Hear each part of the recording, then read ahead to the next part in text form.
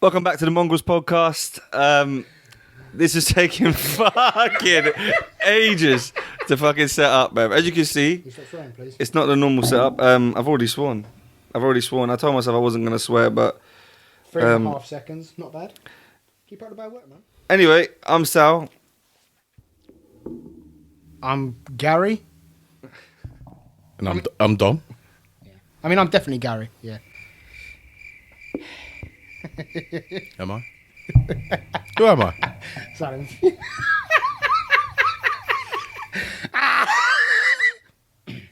Yeah. But yeah, anyway, we just watched Dillian Whyte have a real struggle against Jermaine Franklin. I actually thought his name was Benjamin Franklin, to be honest. I mean, he fought a lot better than Benjamin Franklin would have fought.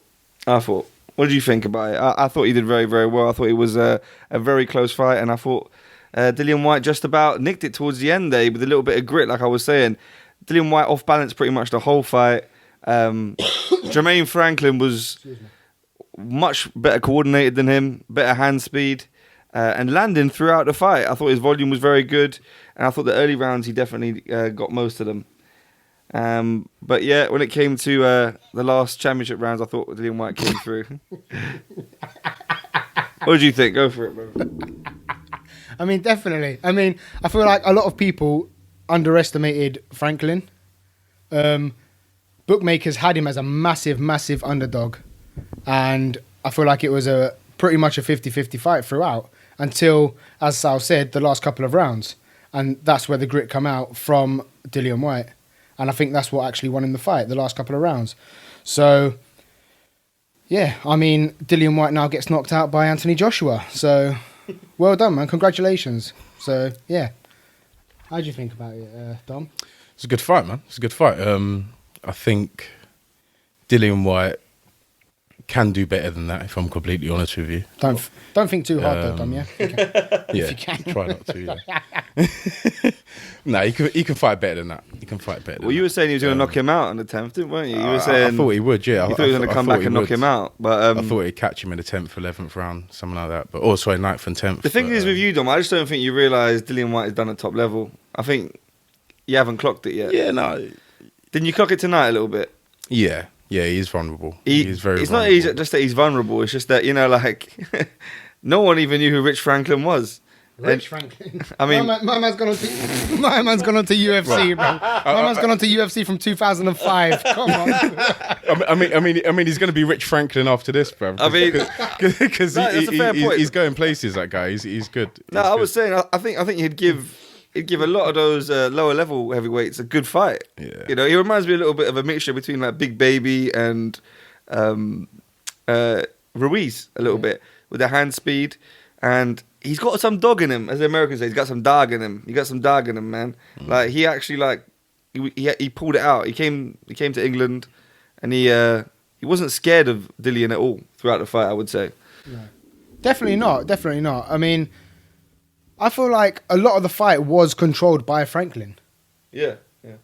But Dillian Whyte's been around for a long time. He's been in a lot of tough fights, and he's only got 3 losses on his record. So, I've got to be honest. I thought it was more.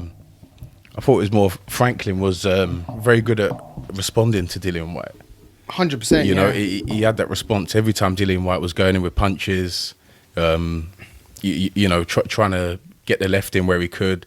He was doing a lot of jabbing, a lot of body shots. But I think Franklin, he always had a response. Every time he got hit and it hurt, you could see that... he comes straight back. He came straight back. Yeah, 100%. He came straight back, 100%. you know. So he could definitely take a punch. I definitely see a future for him in boxing. Think Eddie Hearn sign him? I don't think Eddie Hearn will sign him, no. I don't know. No, I think... It would be great for Eddie Hearn to sign him, I think. I feel like there's probably a couple good fights out there for Franklin now that he's come to England. He's put on a very good fight. Stock's gone up, definitely. 100%. Yeah, definitely will. But who does Franklin fight now? Dubois?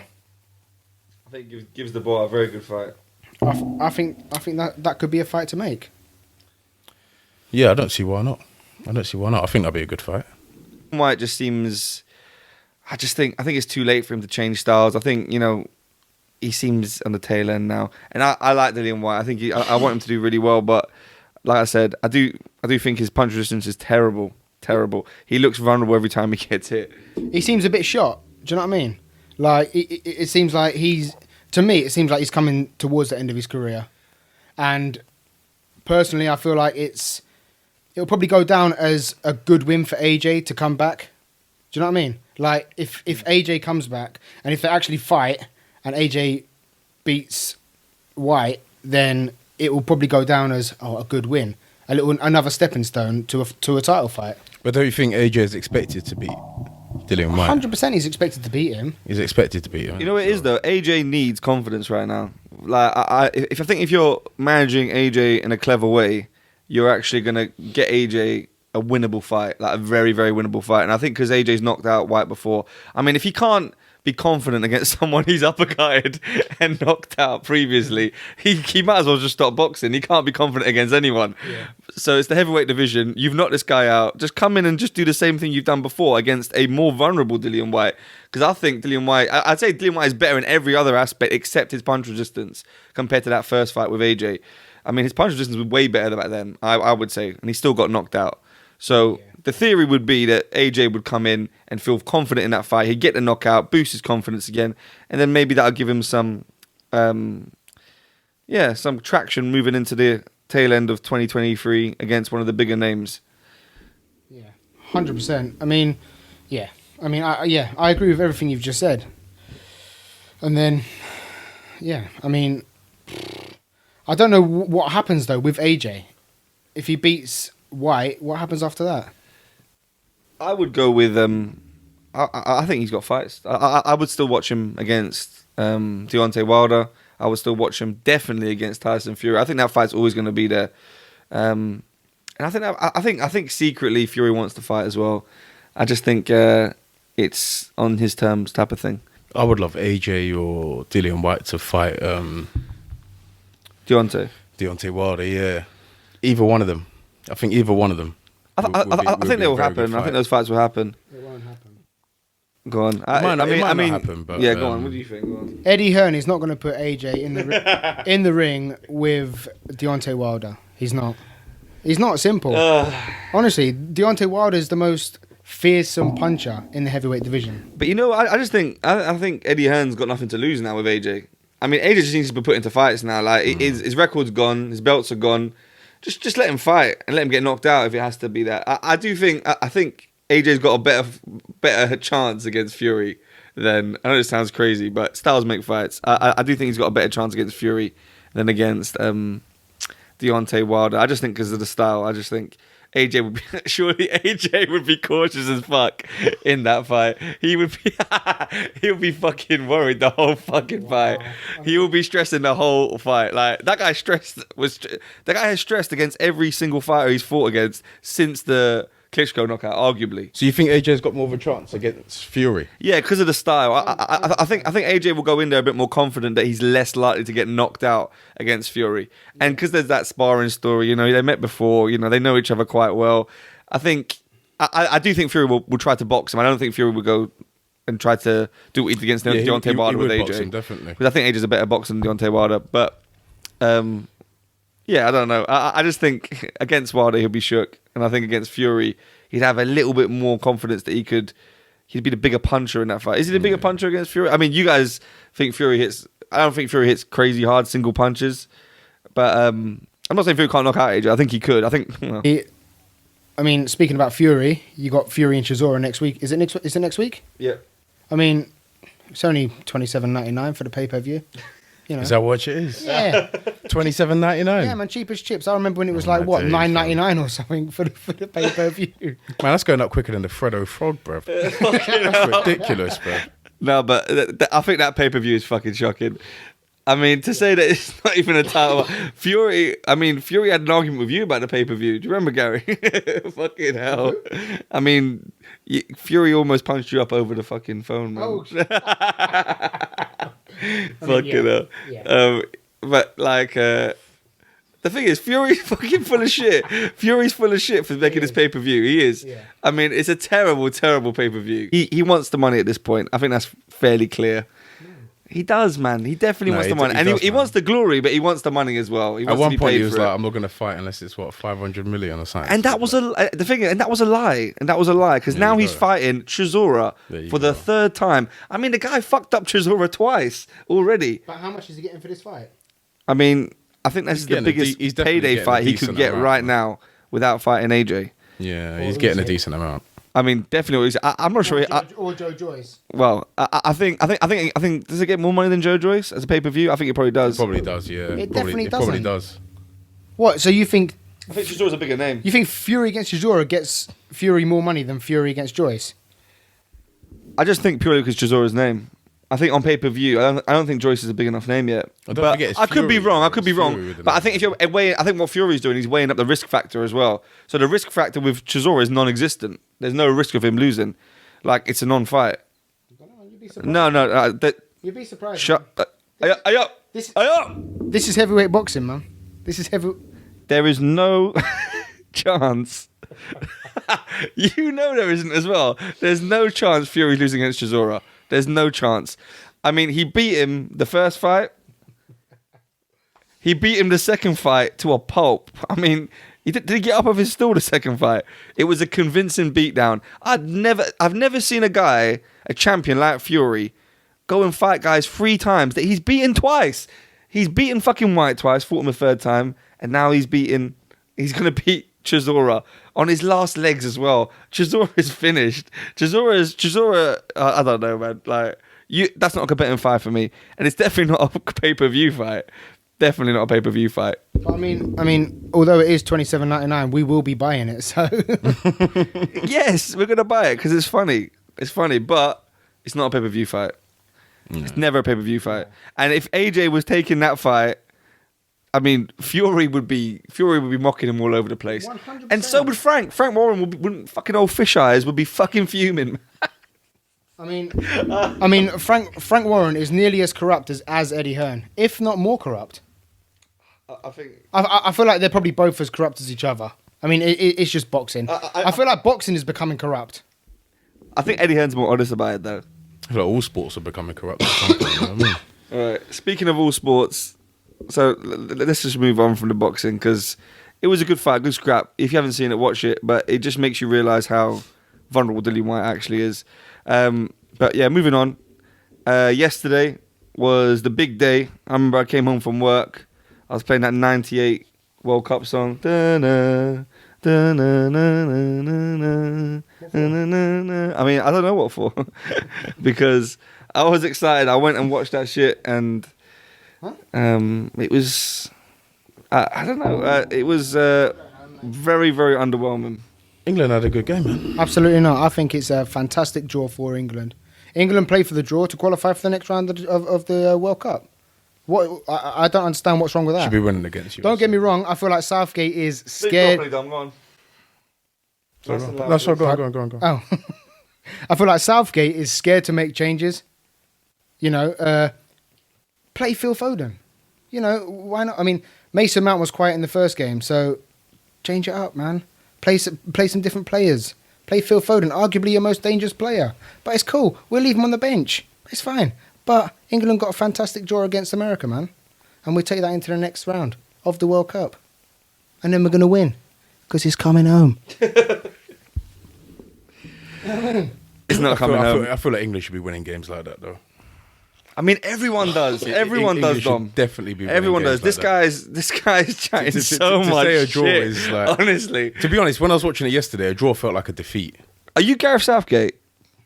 Are you Gareth Southgate that's gained some weight and grown a beard? Who, me? Yes, I've man. actually lost some weight, man. I mean, Gareth Ratgate, yeah, is fucking. Honestly, he's Bro, fucking the terrible. way man. Americans are trolling England right now is a joke. It's soccer.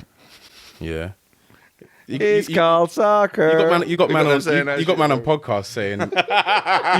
man on podcast saying if England came to America, bro, they wouldn't even get a table booked and that, bro. Fucking hell. Now listen. Oh, God. The reality is, I swear, the whole of the country was excited for that game, and That honestly was old school English disappointment, man. Like I felt that coming back. The only thing I felt coming home was the disappointment, bruv. The disappointment was seeping through the air. You're wrong, man. It was all over. It was all over. wrong, man. England, lethargic, pragmatic, poor display of nothingness, man. No, you're wrong, man. All over the place. You're wrong. All over the place. And do you know who was terrible? Do you know who was really terrible? Southgate. I mean, Southgate was horrible. There's so much to say about Southgate, but I'm not going to go through it because He was moving that's what he was after, I mean, bro. don't you dare say Harry Maguire was terrible. Because I'm going to walk off this podcast if He you say wasn't Harry terrible. Maguire He is wasn't terrible. terrible. He wasn't Harry terrible. Maguire got man of the match. If it wasn't for Harry Maguire, we would have probably lost that game. Yes, Southgate was talking about them playing out from the back, yeah? They didn't play out from the back. The ball stayed in the back and they kicked it towards each other. They didn't play at all, bro. That's They didn't all that play happened. football, They bro. did not play from the back at They all. didn't play. Not in one sense of the word. And it was like, oh, I'm so happy about the way we played from the back. But if you think that's playing out from the back, then my God. But guys, you know what I will say? I actually agree with what you just said, Gary, Thanks. which is shocking. Harry Maguire was actually the man of the match for England. He was, absolutely. I mean, there was a spell there where he cleared everything off the line about 6 or 7 times with his head. From the corners, yeah. And I think America probably played better than England overall. 100%. And They did. Harry Maguire was definitely, shockingly, the best English player on the pitch on that game. And you know what I would say? I think Southgate is just all over the place. You know what? I think the main thing to be said is that, if Brazil win the World Cup, if France win the World Cup, if any of these teams win the World Cup, it's because they believe they're the best team and they're going to go out and win it. Whereas I just feel if England's tactic to win the World Cup is to kind of just play it safe and hope for the best and hope that no one that there won't be a time where they have to step up and just hope everything goes okay. And we all know from the last tournament that can only get you so far. Eventually, you've got to take risks and you've got to bring the game to the opposition. I'm hoping Southgate has learned his lessons and he's just doing this in the group stages and he's thinking, let's just ease through the group stages without a loss, and then in the knockouts and in the quarterfinals, we're going to be willing to take risks. Because as of now, this team, if we were 1-0 down against USA, we would have lost that game. You're wrong, man. Did you see a goal coming from anywhere? No, but you're wrong. If England went 1-0 down, the whole situation would have changed. He would have actually made some changes, and the whole game would have changed. Mason Mount. I thought Mason Mount had a shocking game. Yeah. Shockingly bad game. Mason Mount was absent the whole fucking game. Mm-hmm. And if that guy starts another game in the World Cup, I think Southgate needs to seriously look at himself. He's got favourites. I get that. I mean, we've always known that. But Mount played very poorly. He was absent in the midfield. There was no connection. The ball would be getting to Declan Rice and going back to Maguire, back to Declan Rice, There was no connection between Declan Rice and the offensive line. Bellingham was doing his best, but Mount was non-existent in that game. I feel like the majority of players were poor. Literally, I feel like everyone was poor. No one offered anything to the team. He stood out though. Who? Mount stood out as bad. Mount stood out as probably the worst player for England. I mean, it's harder when you've got possibly one of the best English talents on the bench. I was about to say, why did he not put on Arnold and Foden? Who? Alexander Arnold. Why would he put him on? So the Trippier, more forward attacking. No, but yeah, potential. Do you know what I'm saying? But USA would have scored if you put him on. Nah, he would have been alright, man. He would have gone forward a lot better. No. To be fair, Foden in the team, he offers obviously a lot of stuff. Mount can't. To be fair, Mount offers like more, as we said, but I think Foden. He doesn't offer more. No, he doesn't. All round, he probably does. I disagree now. All round, I disagree, man. But Foden going forward with Arnold would have been. Mount definitely offers more than Foden all round, 100%. I mean, in that game, he offered absolutely nothing. So I just feel like if a player's offering absolutely nothing, and you've got one of the best young talents in the world on the bench, you put that guy on. I mean, you're a dickhead for not even starting him in the first place, in my opinion. But now Mount is actually non-existent in the game, and he was part of the problem. Another guy who was part of the problem was Harry fucking Payne, bruv. Harry Payne Kane, bruv. Causing the whole country pain, bruv. That guy is also in pain because he must be injured, bruv. No, it was painful to watch him still, it was. I mean, Harry Kane's got a broken ankle, but yet he still starts every single game for England. Why not just give him a rest? Play Callum Wilson, play Phil Foden, play Rashford. I mean, at this point, and I'm shocked I'm going to say this, I would play Rashford up front. But anyway, Harry Kane, I don't know how Harry Kane's going to pick up form in this tournament. I mean, he was looking terrible. He was looking so fucking slow as molasses in that game. Yeah, I think he needs a break, man. He needs a break. You got to give Kane a break for a bit, man. No, honestly, Kane, Harry Spain, bro. That's where he should be, bro. Harry Spain, brother. He needs it, bro. 2 weeks on the beach. That guy should be at the Cafs in Spain, bro, in Barcelona, bro, watching the thing, bro, because he was nowhere to be seen, bro. He was terrible. Yeah, man. Terrible. He made the whole team look even worse, bruv. So I don't know any other team coming up against England right now. And the thing is, what was the cherry on top of the whole cake of disappointment was it comes to half time and Gareth Southgate has an opportunity here to go for a win here and show that we can win games when we're not playing well. You can make a change and have a plan B. And what does he do to win the game? I mean, he brings on Jordan Henderson. I mean, you have to shore up the midfield, man. As I was saying before, the draw is a perfect result for England. Was that change good? I mean, I think it was fantastic, man. I think he played it very safe. I mean, he played the whole game safe. He played it very safe. And then when they wasn't winning, he played it even safer. Yeah. I mean, I've never seen someone basically play out a game safe and then make a sub to make it safer like that. Yeah. Especially if you're England against USA. I mean, listen, it's okay. It's the group stages. We're going to go through. But at some point, these players are going to have to take a risk and win the games that they're under the cosh with. You know, it happened in the last tournament when we went through the whole tournament, kind of playing it safe and getting by. And then when we came under the cosh in the final, these guys were so used to just letting games run by them that they didn't have it in them. Football's momentum. We know that. We know it's momentum. If you're not there to try and win games and you're not building up that momentum of, we're going to force a win here when we need to, when we're 1-0 down or whatever, then by the time it comes to the point where they're going to be 1-0 down or playing France or whatever, they're going to have nothing to them because they're going to be used to just sitting back, and this dickhead is going to be used to bringing on Jordan fucking Henderson to fucking win games. It's like Jordan fucking whispered in his ear on the bench and said, "Hey, yo, I've got a fucking brilliant idea. Put me on and I'll actually play number 10. I'll play number 10 for the first time in 15 years. I've seen a gap in the game." And this guy came on like he was 20 years old and was running up behind Harry Kane. I mean, he made Harry Kane look even slower, which is even worse. But fuck me, honestly.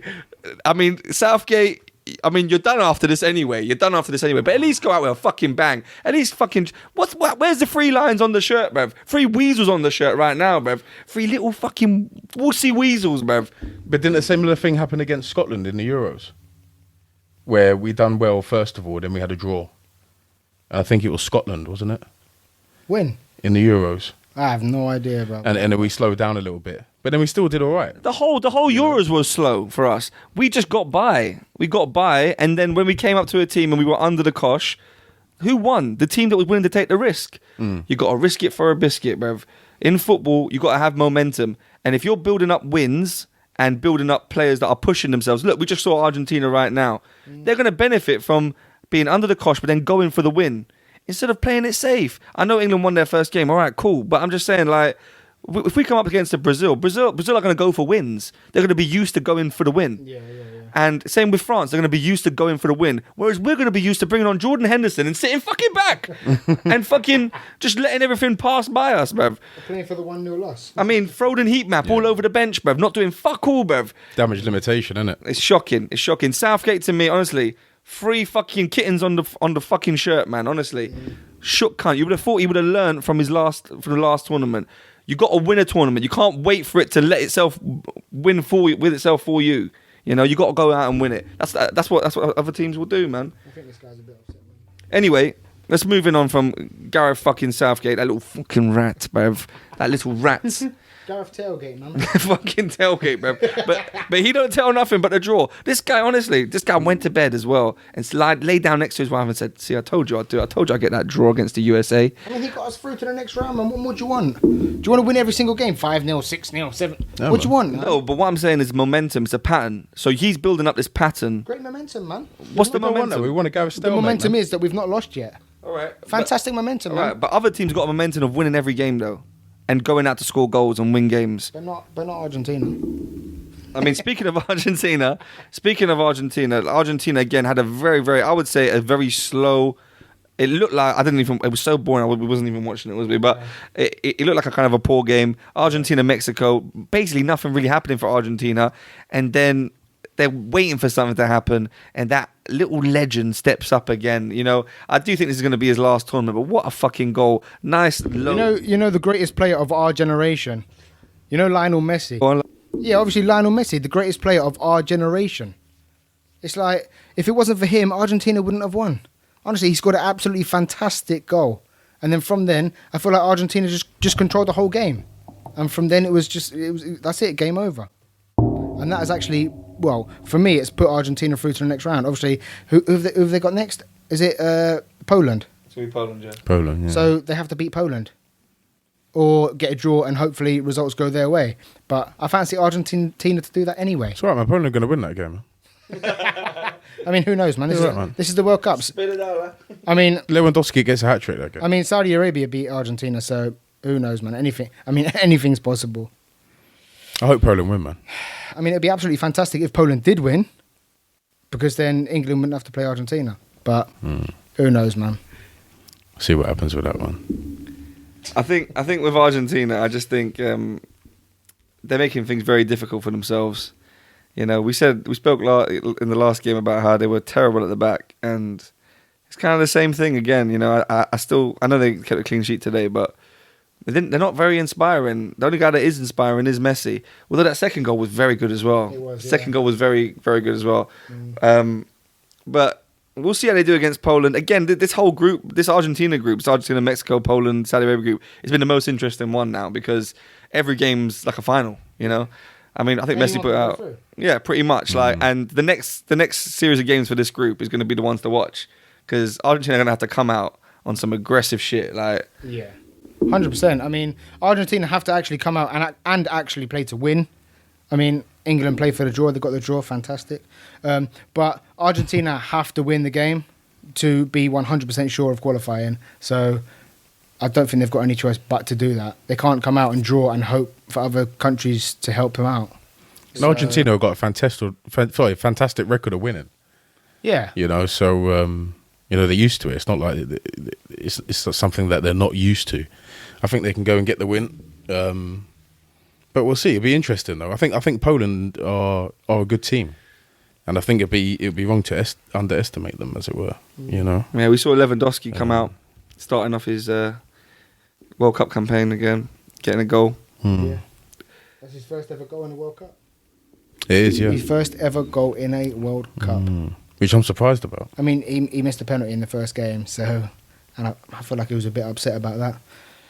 And then he didn't score two today, but he scored a goal today, and he's a fantastic finisher, Lewandowski. Yeah, one of the best in the world. I'm pretty shocked that he hasn't scored in the World Cup before. What do you think that means for the Saudi Arabia, the Bentley driving Saudi Arabia players? I mean, they probably have to. I feel like they probably have to beat Mexico. I thought you were going to say give the Rolls Royces back. Was it Bentleys or Rolls Royces? Rolls Royces. So what? The king has given them all Rolls Royces, and now they've got. I mean, those keys ain't working. And now they're going to have to work every single Sunday. They're going to have to push them pedals real softly next time they're getting them cars, boy, because that king will take out man mob style, bruv. You know, like that, bruv. Literally, he'll take them out mob style, bruv. You find notes in the glove box.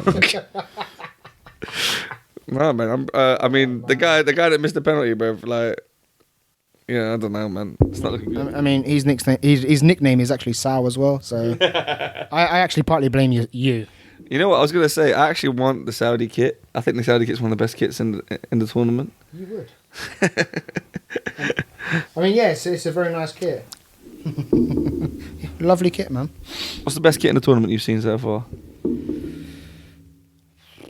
I'd probably say Ecuador's kit, man. I was going to go for Ecuador myself. Was you actually? Yeah. I mean, I was only. Really? I mean, I was only taking the piss. No. Poor from you, dumb. No. I was gonna say as well. You know, just a little bit off topic. Have you guys been McDonald's recently? Dom, I know you've been KFC today, but KFC. Dom has KFC for breakfast these days, man. I mean, you asked me if I've been McDonald's recently. What a silly question, man. Did you buy us one all the other day? Yeah. I mean, was you with me when we went and got it? I forgot. I mean, yeah. I mean, Dom had it 7 hours later, but it's cool. Dom had that cold Big Mac, boy, and he ate every single bite of that thing, man. Bro. Of course I did, man. But you know what I'm finding? I'm finding every journey to McDonald's harder and harder. I remember when I was younger, yeah, and we used to go to McDonald's. And you know, like when you go, first of all, when you went up to the little monitor where you speak to them, they'd just take your order first time. Now they got a double confirm every 4 seconds. Rev. Can I get a Coke with that? Do you want a Coke with that? Can I get a Coke with that, please? What do you want for a drink? Can I get a Coke, please? Do you want a Coke with that? Yes, I would like a Coke. And then you get to the till and you get 5 Cokes. I mean, the worst part for me, I'll tell you what the worst part is. And this is what makes me like feel bad inside. You get to the last window, yeah, and they basically give you the food, and then remember back in the day they used to give you like first of all they give you the sauces straight away. You wouldn't even have to ask for sauces. They just give you loads of ketchups or something, or they give you loads. They just give you a whole fucking handful like that and throw it in your car. And you'd always think, oh, I've got too much. I'm never going to eat all these sauces. And now it's the opposite. Like, first of all, you got to ask them for a sauce. I asked this fucking cunt for a sauce the other day. He pulled down his mask in shock. He's looking at me like, you want a sauce? I was like, yeah, can I get some ketchup, please? I said some ketchup. This cunt comes out with one single fucking ketchup, man. One single ketchup. Don't come and fucking bring me one single ketchup. And then I've driven away, obviously, thinking he's given more than one ketchup. Fucking, listen, I know that sounds annoying, but fuck me, man. Like, you should have asked for the garlic mayo, changed a lot, man. The world has changed a lot, bruv. Like, and then you feel guilty because you got to ask for more ketchups. Mm-hmm. You're like, can I get 2 more, please? And they look at you like, fucking hell, 2 more. Do you know what I mean? Fuck, honestly. I mean, it's true, though, man. Why are you being so greedy for? Why do you want 2 for? I mean, the fucking ketchups are this fucking big. Yeah, it's big enough for you, man. No, mate, he's hoping you asked for the garlic mayo, man, because he made one specially for you just before you came. Garlic mayo, man. Fucking hell. Homemade garlic mayo. Fucking hell. It's not good. So, yeah, I think that's it for today. Yeah? Until next time. See you guys soon.